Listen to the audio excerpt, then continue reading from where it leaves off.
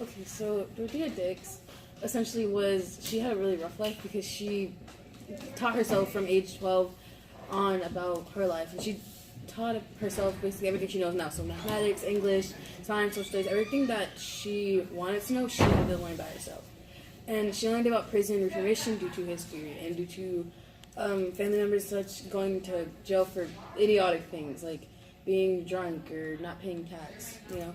And so she went on to do further more research, and she learned about how emotions and how mental health was really developed, and how it was very difficult when established with prison, since they had no ways of communicating what their emotions were like or how they felt. Was there any failures in the movement where there was a spot where slowed her down or anything like that? Yeah, there were major slowing downs. Like there were one moment where the prison guards didn't exactly respect what she was doing, because she was doing further more research on prisoners by asking them information, asking them why they did what they did, and asking them, if they could change their lives, what would happen. And they weren't for it. They essentially told her to stop, and multiple times she was arrested, but she was let go due to the fact of her speaking freedom of speech. She was talking her mind and seeing what she wanted to do. And so therefore there were I would say multiple fails, but at the end of it there were multiple successes as well. So it was a kind of even match. What would be one of the key failures and one of the key pushers? Okay, so a key failure was when prisoners didn't really want to talk to her or share their mental health with her, and so she couldn't do anything, because you can't do anything if you're not going to open up about it. And one of the major successors, one of the major pushers, was that when she started talking to prisoners, started talking about mental health, and they opened up more, she learned who they were. She learned what she could do to make the prison better for prisoners in everyday life, and how she could reform the prison to make it what it is nowadays, where they have hospitals, they have mental health facilities, they have everything they need, including even college courses nowadays that just help give the prisoner a new life when they leave jail. Okay. So, what is if you would say anything for the future, new advancements, new ideas, what would you say that should happen or should change? I feel as if there should be more. I feel as if there should be more there should be more evaluation for prisoners and more respect towards them. Because yes, they might have done a wrong crime, or they might have committed something that they shouldn't have done.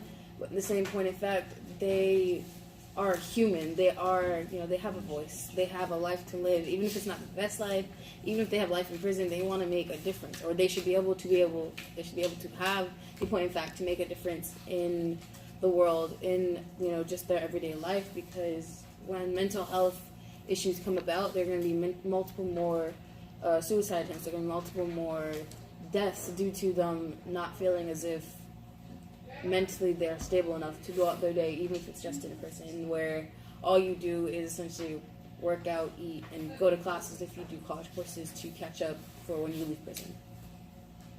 How would prison affect prisoners individually, positively and negatively?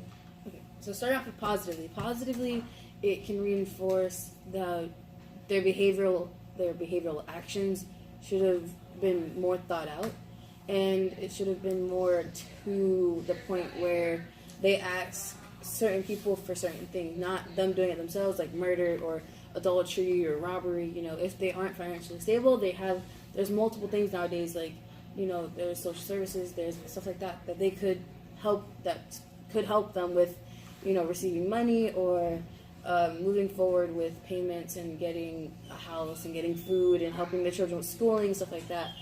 Negatively, it's kind of a playing field, because prison is one of those things where there are, nowadays you have gangs. There are multiple gangs in prison, and you don't know who's with who, you don't know what's with what, and how they interact, as well. You don't know the dangers of the prisoner, so how bad they want to interact with another, or what their mental psychology is or psychosis is, whether they are a murderer and that's their mindset and they'll never change, or if they're schizophrenic, or if they have a mental disorder themselves that we don't know of, that we can't decipher due to them not having any mental health facilities or mental health systems throughout the prison.